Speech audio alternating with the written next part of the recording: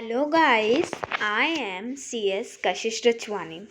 Guys, आज मैं कुछ आप लोगों के लिए जर्नल अवेयरनेस लाई हूँ जो कि हमारा C S C E T का पेपर नंबर 4 है। तो आज हम लोग सार्क के बारे में बात करेंगे। सबसे पहले सार्क है क्या?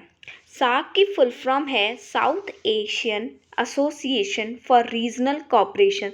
सबसे पहले तो आप लोगों को इसकी फुल फॉर्म लर्न करनी चाहिए, क्योंकि इसमें से कुछ भी पूछ सकता है कि बताओ इसमें से कौन सी इसकी एस का मतलब क्या है या फर्स्ट ए का मतलब क्या है। ठीक है, तो याद रख लेना, south Asian association for regional cooperation. तो ये क्या था कि साउथ एशिया की जो कंट्रीज़ हैं वो आपस में मिलकर वहाँ की करेंसी एक करना चाहते थे। वहाँ पे जो लॉज बन रहे हैं वो सारा एक साथ करना चाहते थे।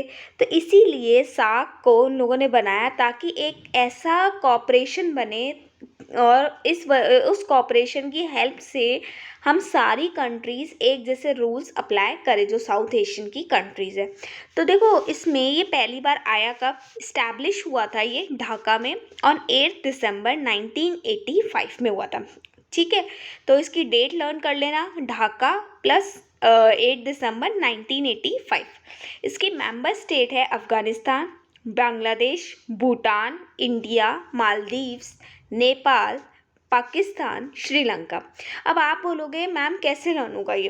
क्योंकि आपको सिर्फ सार्क नहीं पढ़ना, आपको एशियन भी करना है, साप्ता भी करना है, मतलब और भी बहुत सारी चीज़ें करनी है, और भी बहुत सारे सब्जेक्ट है। तो आप लोग को ये मेंबर कंट्रीज़ कैसे याद होगा? इसीलिए मैं एक शॉर्ट ट्रिक लाई हूँ जो आप लोगों ने देखा होगा, ब्रैकेट में लिखी हुई है, MBBS पेन। MBBS पेन को हम लोग करेंगे तो M से हो गया मालदीव्स, B से हो गया बांग्लादेश, फिर B से हो गया भूटान, S से हो गया श्रीलंका, P से हो गया पाकिस्तान, A से हो गया अफ़गानिस्तान, I से हो गया इंडिया और N से हो गया नेपाल। ठीक है, तो ये था हमारी सार्क के जो मेंबर कंट्रीज़ है उसका शॉर्टकट। बस आप लोग को याद करना है MBBS पेन। वापस बता देती हूँ, M से हो गया मालदीव्स, B से भूटान, B से बांग्लादेश, S से श्रीलंका, P से पाकिस्तान, A से अफ़गानिस्तान, I से इंडिया और N से नेपाल। ठीक है, आप लोग को पता है ये सारी कंट्रीज़ जो है वो बिल्कुल डेवलपिंग है या फिर अंडर डेवलप्ड है। तो ये लोग सब इकट्ठा होके एक साथ ऐसा कॉपरेशन बनाना चाहती है ताकि वो लोग बहुत अच्छे से डेवलप्ड हो जाए। अच्छा, सार्क का जो हेड ऑफिस है वो कहाँ है? काठमांडू में है, नेपाल में है। ठीक है, और कब हुआ था ये? 17 जनवरी 1987 में ये स्टैब्लिश हुआ था, मतलब वहाँ पे सेटअप किया गया था। क्लियर? तो आगे चलते हैं हम लोग। इसके ऑब्जेक्टिव्स क्या है गाइस? मैंने बोला हुआ है हमेशा कि मेरी शीट्स में वही पढ़ना जो कि ज़्यादा बोल्ड हो या फिर कलरिंग किया हो, तो उसको देख लेना अच्छे से। ठीक है, तो ऑब्जेक्टिव्स देखते हैं। To promote the welfare of the people of South Asia. तो साउथ एशियन कंट्रीज़ जो है वहाँ के लोगों के लिए वेलफेयर करना चाहता था, उनकी क्वालिटी बढ़ाना चाहता था, सोशल ग्रोथ, इकोनॉमिक ग्रोथ, वही सारी बात बोली है। अब पॉइंट नंबर 5 क्यों इंपॉर्टेंट है? क्योंकि यहाँ पे जो डिसीजन लिए जाते हैं वो यूनानिमिटी से लिए जाते हैं, मतलब 100% कंसेंट होनी चाहिए सब मेंबर्स की, फिर ही वो काम होगा वरना नहीं होगा। क्लियर?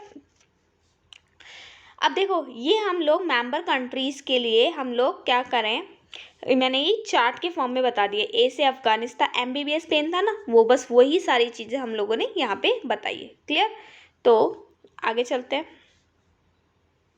अब मैं कुछ क्वेश्चंस लाई हूँ, क्योंकि क्वेश्चंस की हेल्प से क्या होता है कि आप लोगों को बहुत अच्छे से समझ में आएगा, और जो चीज़ें हम लोगों ने पढ़ी है वो एक बार हम फिर भी भूल जाते हैं, लेकिन जब हम MCQs करते हैं तो वो कभी भी नहीं भूलते। तो आ जाओ, अपार्ट फ्रॉम इंडिया, पाकिस्तान और Bangladesh, what are the other members of the SAARC? ठीक है, तो फर्स्ट ऑप्शन है Nepal, Bhutan, Thailand, Singapore. Second है नेपाल, भूटान, मलेशिया, मालदीव्स। थर्ड है नेपाल, भूटान, मालदीव्स, श्रीलंका, अफ़गानिस्तान। फोर्थ है नेपाल, भूटान, सिंगापुर एंड श्रीलंका। अब आप लोग मुझे बताओ कि कौन सा होगा। 1 मिनट मैं आप लोगों को दे रही हूँ, आप लोग सोचो। MBBS pen. चले आगे। तो MBBS पेन में पहला आ गया M, मालदीव्स। ठीक है, B, भूटान, B, बांग्लादेश जो क्वेश्चन में दिया हुआ है। ठीक है, S, Sri Lanka, P, Pakistan, A, Afghanistan, I, India और N, नेपाल। ठीक है, next, SAARC was form in Dhaka. कब सेट हुआ था ढाका में? November 7, 1984, October 3, 1985, September 5, 1984, December 8, 1985। तो इसका करेक्ट आंसर है September 5, 1984। Next question, which of the following is not the main purpose for formation of SAARC? To combat terrorism, मतलब terrorism को कम करना। Next, to promote the welfare of the people of South Asia. Next, to form mutual defence against foreign aggression. अब बताओ, mutual defence against foreign aggression मतलब आप लोग अपने आप में इस तरीके से म्यूचुअल डिफेंस बना सकते हो कि सामने वाले पे वार करोगे। ऐसा कोई नहीं सोचता फॉरेन कंट्रीज़ के ऊपर कि हम लोग मिल के वार करेंगे, ऐसा नहीं होता। Next, to accelerate economic growth and natural development. तो ये हो सकता है, तो आई थिंक इसका आंसर होगा थर्ड। ठीक है, क्योंकि आप लोग कभी भी ये नहीं सोचोगे कि हम लोगों को फॉरेन कंट्रीज़ पे वार करना है, ठीक है, या फिर उनके गुस्से का जवाब देना है। कभी भी कंसोलिडेटेड करके नहीं करता। तो एक बार क्वेश्चन को अच्छे से पढ़ना, ऊपर लिखा हुआ है नॉट, तो कौन सा नहीं है? सारे हैं, थर्ड वाला नहीं है। Next, which SAARC summit was held in Islamabad in 2004? तो 2004 में कौन सी SAARC सुमित हुई थी? तो यहाँ पे हमारी SAARC सुमित हुई थी 12th। ठीक है, तो ये लर्न कर लेना, 12th हुई थी। नेक्स्ट, फर्स्ट SAARC सुमित कहाँ पे हुई थी? First SAARC summit was held इन 1985। तो ये तो आप लोगों को पता होना चाहिए था, अभी अभी मैंने बताया। कौन सा है? ढाका। नेक्स्ट, SAARC का हेडक्वार्टर कहाँ है? अब ये भी मैंने अभी आप लोगों को बताया था, कहाँ पे है? तो आंसर है हमारा फर्स्ट काठमांडू, नेपाल के side. Next, which of the following countries got observer status in SAARC? देखो ये चीज़ मैंने आपको नहीं बताई और कुछ चीज़ें मैं आप लोगों को क्वेश्चन के साथ बताऊंगी। देखो कई कंट्रीज हमारी मेंबर होती है, लेकिन कई कंट्रीज मेंबर बनने से पहले ये बोलती है कि हाँ ठीक है हम मेंबर बनेंगे, लेकिन हम पहले देखें तो सही कि आपका काम सही है या नहीं है। तो वो ऑब्जर्व करती है और उन कंट्रीज़ को बोला जाता है ऑब्जर्वर मेंबर्स। ठीक है, तो इनमें से कौन सी है? तो मैं आपको पहले सारी बता देती हूँ। इसका शॉर्टकट है सैम मॉरिशस में जूस पीता है। सैम मॉरिशस में जूस पीता है। देखो मैंने थर्ड वाला बोल्ड कर रखा है। सैम, एस से साउथ कोरिया, अगर आप लोग को दिख रहा होगा तो हम लोग का ये रहा साउथ कोरिया। ठीक है, साउथ कोरिया। सैम, ए से ऑस्ट्रेलिया, एम से म्यांमार। ठीक है, सैम मॉरिशस, ये रहा पूरा मॉरिशस। में जू से जे से जापान, यू से यूनाइटेड स्टेट, आई से ईरान, सी से चाइना, ई से यूरोपियन यूनियन। ठीक है, तो सैम मॉरिशस में जूस पीता है। एक बार वापस बता देते हैं, सैम SAM होता है सैम। तो एस से हो गया साउथ कोरिया, ए से हो गया ऑस्ट्रेलिया, एम से हो गया म्यांमार, सैम मॉरिशस पूरा ही लिखा हुआ है। जूस, जे से हो गया जापान, यू से हो गया यूनाइटेड स्टेट, यू के बाद क्या आता है आई से हो गया ईरान, सी से हो गया चाइना और ई से हो गया यूरोपियन यूनियन। ये वो कंट्रीज़ है जो अभी चेक कर रही है कि हम लोगों को SAARC का मेंबर बनना है या नहीं बनना। तो इनमें से जब चेक कर लेना, जापान और चाइना है, क्योंकि कोरिया नहीं है, रशिया नहीं है और थाईलैंड और इंडोनेशिया नहीं है। ठीक है, नेक्स्ट हम लोगों ने SAARC पढ़ा, तो उसमें से सी का स्टैंड फॉर, सी क्या बोलता है? ठीक है, तो सी क्या होता है? कमिटी, कॉमनवेल्थ, कॉन्फ्रेंस या कॉपरेशन। तो यहाँ पे था कॉपरेशन करके चलेंगे, तो यहाँ पे हो गया cooperation. Next, which of the following statement regarding SAARC countries is correct? All the countries with which India has border are member of SAARC, Sri Lanka and Maldives being islands. ठीक है, तो ये वाले मेंबर है। ठीक है, नेक्स्ट चलते हैं। Except Sri Lanka and Maldives, no other SAARC countries has island as the part of it territory, मतलब उनका खुद की ज़मीन ही है। ठीक है, next, no SAARC country other than India has a common border, उनका कोई कॉमन बॉर्डर नहीं है। Sri Lanka and Maldives being island, और उनको मालदीव्स और श्रीलंका को आइलैंड बोला गया। Except Sri Lanka and Maldives, all the SAARC countries has common border with China. अब देखते हैं, यहाँ पे हम लोगों से पूछा था कौन सा करेक्ट है, तो no SAARC country other than India has a common border, किसी का भी कॉमन बॉर्डर नहीं है विथ अदर मेंबर कंट्री। अब आप लोग को पता है कि इंडिया और चाइना का कॉमन बॉर्डर है, ठीक है, इंडिया और पाकिस्तान का भी कॉमन बॉर्डर है, बाकी दूसरी कंट्रीज़ का कोई भी कॉमन बॉर्डर नहीं है। श्रीलंका और मालदीव जो है वो आइलैंड ही है, ठीक है, तो third is the correct answer. ये आप लोग को एक बार देखना पड़ेगा।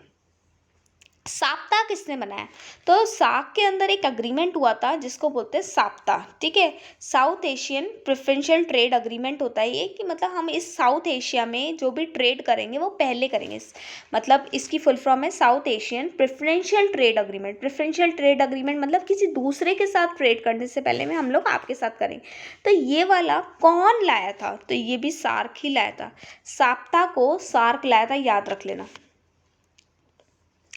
Name the first secretary general of SAARC, तो कौन था, तो यहाँ पे देख लेते हैं कौन था, यहाँ पे अब्दुल अल सेन, ठीक है, हसन, बी वाला आंसर करेक्ट है। Next, president of Maldives Maumoon Abdul Gayoom has attend 14 SAARC summit beside him who has attend a maximum number of SAARC summit, मतलब सबसे ज़्यादा उन्होंने की है प्रेसिडेंट ऑफ मालदीव्स, ठीक है। इसके अलावा और कौन है जिसने सबसे ज़्यादा सार्क की मीटिंग्स को अटेंड किया है, तो आ जाते देखते हैं, किंग जिमी सिंगी वांगचुक, ठीक है, फर्स्ट आंसर ही सही है। नेक्स्ट, 2010 से लेके 2020 तक सार्क का कौन सा डिकेड चला था, कि राइट ऑफ लेबर हमारा करना है, राइट ऑफ द वुमेन करना है, राइट ऑफ द चाइल्ड करना है, या इंट्रा रीजनल कनेक्टिविटी। देखो यहाँ पे कंट्रीज़ की बात चल रही है, किसी पर्टिकुलर मुद्दे की बात नहीं चल रही। तो अगर ऐसे आंसर आ जाए तो आप लोग को भी सोचना चाहिए कि आप लोग कैसा आंसर देंगे, लेबर के बारे में, वुमेन के बारे में, चाइल्ड के बारे में, या फिर कनेक्टिविटी के बारे में। तो एक बार देख लेते हैं, इंट्रा रीजनल कनेक्टिविटी, इंट्रा का मतलब होता है आउटसाइड द कंट्री, तो हम लोगों आपस में मतलब अपनी कंट्रीज़ के साथ तो रखना ही रखना है, आसपास की कंट्रीज़ के साथ भी कनेक्टिविटी रखनी, तो intra regional connectivity. Next, in which year SAARC law commission was formulated, तो कब आया था सार्क का लॉ कमीशन, मतलब जो ये देखता है कि कौन कौन से कानून हमें बनाने चाहिए, तो कब आया था, 1991 में आया था। हो सकता है यहाँ पे डेट आप लोगों से नहीं पूछी है, लेकिन हो सकता है कि आप लोग से क्वेश्चन में पूछ ले, इसलिए मैंने पूरी डेट डाल दी है, 24 अक्टूबर 1991। Next question, SAARC law was accorded recognization in which year, जो सार्क के जो लॉ बने थे उसको फॉर्मली रिकॉग्नाइजेशन कौन से साल में मिली थी, तो यहाँ पे है 1994। गाइस आप लोगों को टेंशन लेने की बात नहीं है, आप लोगों को ये वीडियो 2 से 3 बार देखनी है। अगर 2 से 3 बार आप लोग सुन लोगे इसको एज अ न्यूज़ समझ के, तो आप लोग को बहुत अच्छे से समझ में आ जाएगा, याद हो जाएगा। और दूसरी बात कि मेरा एक टेलीग्राम ग्रुप चल रहा है CS वर्ल्ड के नाम से, उसमें ज्वाइन हो जाओ। उसमें मैं बहुत सारे जर्नल अवेयरनेस के क्वेश्चंस लेकर आ रही हूँ, कुछ इंपॉर्टेंट चीज़ें होगी तो उसके नोट्स भी मैं वहाँ पे प्रोवाइड कर दूँगी। और अगर आप लोगों को मुझसे कुछ पूछना होगा तो मैं इसमें अपनी मेल आईडी दे दूँगी, तो मेल आईडी पे आप लोग पूछ सकते हो वीडियो की डिस्क्रिप्शन बॉक्स पे, ठीक है। लेकिन आप लोगों को ग्रुप में ज़रूर ज्वाइन होना चाहिए, जो हमारा चैनल है उसमें ज़रूर ज्वाइन हो जाना टेलीग्राम के, ताकि आप लोग आंसर्स दे सको, और ज़्यादा से ज़्यादा प्रैक्टिस जितनी करोगे उतना ही नवंबर में अच्छे से अच्छे एग्ज़ाम दे पाओगे, ठीक है। खैर नेक्स्ट क्वेश्चन चलते हैं, which country was the major donor in financing the SAARC. SAARC में क्या होता है कि रीजनल कॉपरेशन है, तो कोई कंट्रीज़ ऐसी होगी जिसको हेल्प की ज़रूरत होगी। अब हेल्प की ज़रूरत होगी तो पैसा चाहिए, तो यहाँ पे हर कंट्री कुछ ना कुछ डोनेट करती है, ताकि जब भी उसके मेंबर्स को पैसों की ज़रूरत होगी तो हम लोग उनको दे सकेंगे, ठीक है।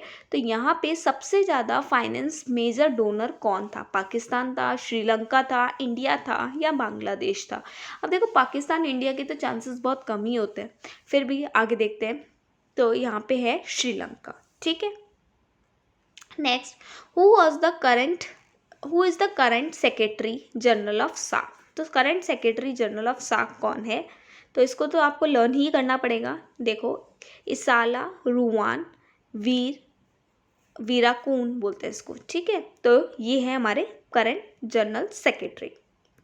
Next, Dash Saak Sumit was cancelled, which was supposed to be held in Islamabad, Pakistan, 15 to 16 November 2016. Guys इसको ज़रूर पढ़ लेना, मोस्ट इम्पॉर्टेंट है साक के लिए। देखो साक की मीटिंग हर जगह होती है, तो 2016 में वो मीटिंग होने वाली थी हमारी पाकिस्तान में, लेकिन पाकिस्तान में मीटिंग होने से पहले पाकिस्तान ने कुछ टेररिस्ट अटैक कर दिया था इंडिया पे, और इसकी वजह से हमारे काफ़ी सारे सोल्जर्स को हार्म भी पहुंचा और किस कईयों की डेथ हो गई थी। इसीलिए मोदी गवर्नमेंट ने बोला था कि हम लोग यहाँ पे मीटिंग नहीं करेंगे और मैं पाकिस्तान में नहीं जाऊंगा, तो इस्लामाबाद में जाने के लिए उन्होंने मना कर दिया था। इसीलिए ये मीटिंग ही कैंसिल हो गई थी, क्योंकि सारी कंट्रीज़ जो भी थी सार्क की मेंबर, उन लोगों ने सपोर्ट किया था मोदी गवर्नमेंट को, और उन्होंने ये बोला था कि हम भी नहीं जाएंगे। तो कौन सी वो मीटिंग थी? 19th सार्क सुमित था वो, ठीक है। Next question, the 19th SAARC summit which was postponed हो गई थी ये किसी दूसरी कंट्री के लिए, due to the URI attack हुआ था, was suppose to be held in which country, ठीक है। तो कहाँ पे हम लोगों ने पहले रखी थी और फिर कैंसिल हो गई? तो कहाँ पे रखी थी? अभी अभी हम लोगों ने क्वेश्चन नंबर 18 में पढ़ा था, पहले क्वेश्चन से आंसर बना था, अब आंसर से क्वेश्चन बनता है, तो ऐसे ही रिपीट होते हैं, तो आपको ये सब कुछ देखना चाहिए। तो ये हमारी पाकिस्तान में होने वाली थी, लेकिन ये पोस्टपोन्ड हो गई क्योंकि मोदी गवर्नमेंट ने आने से मना कर दिया और सारी कंट्रीज़ ने उनका सपोर्ट किया था, ठीक है। आगे last question, the 2020 SAARC summit will take place, कहाँ पे हुआ? तो इस बार 2020 में दोबारा इस्लामाबाद में बोला गया, ठीक है। गाइस आप लोगों को ये वीडियो 2 बार देखनी है। आई होप आप लोगों को सारे क्वेश्चन समझ में आए हो। जर्नल अवेयरनेस का पढ़ने का यही अच्छा तरीका है कि मॉर्निंग में आप 2 से 3 बार वीडियोस देख लो। मैं सारी यहाँ पे जीए करा दूँगी आप लोगों को, जो भी आप लोगों की CS CET से रिलेटेड है। तो अगर आप लोगों को मेरा चैनल अच्छा लग रहा है तो प्लीज़ इसको लाइक करो, सपोर्ट करो और अपने फ्रेंड्स को भी रिकमेंड करो, ठीक है। Thank you.